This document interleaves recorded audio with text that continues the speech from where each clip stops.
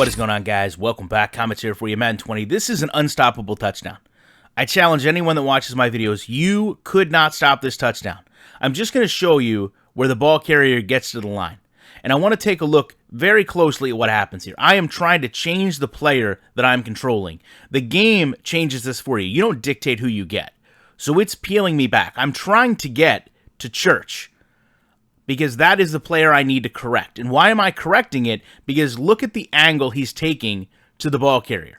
Now, granted, as soon as I get control of the player, I'm kind of ushered into this tackle animation, but this is what I'm trying to fix. You know, this is just poor logic, poor programming, poor pursuit. Where is he running to? He runs past the ball carrier. Now, you can see as I try to take a hold of him to fix this, I'm not even given the right player that I want, and that's one of the challenges I have with Madden. You can't fix every player. I can't correct every scenario.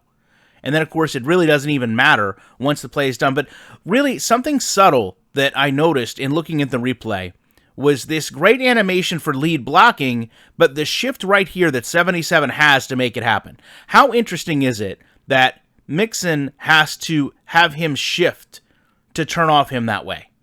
And that pursuit back behind the play would be off. And are those two incidences timed together somehow based on animations? You don't realize that at first until you go back and look at the replay because it's so quick.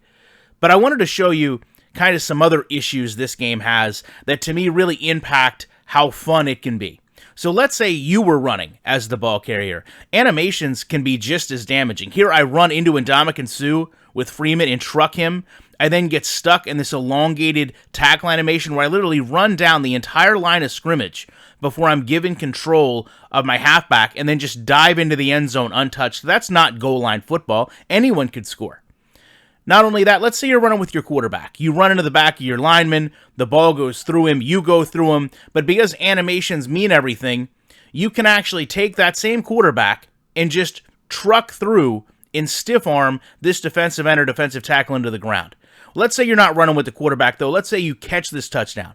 Look at this animation transition. It's absolutely awful and unnecessary in the end zone because the ball had already been caught. And then finally, let's say you're just trying to play defense. Look at number 54. Just a mess of animations gets him absolutely blown off the line. And the offensive player, it's like nothing even happened. Now, animations, when they aren't there, are just as fun. So watch this player who attempts to tackle, but because there's no one here, he just starts spinning aimlessly on the ground. This is Madden 20. These are not issues we expect from a AAA title. This is not gameplay we expect on a next-gen console, yet we're here. Love to know your thoughts on this. Appreciate you checking it out. I will be back in the week with more commentary.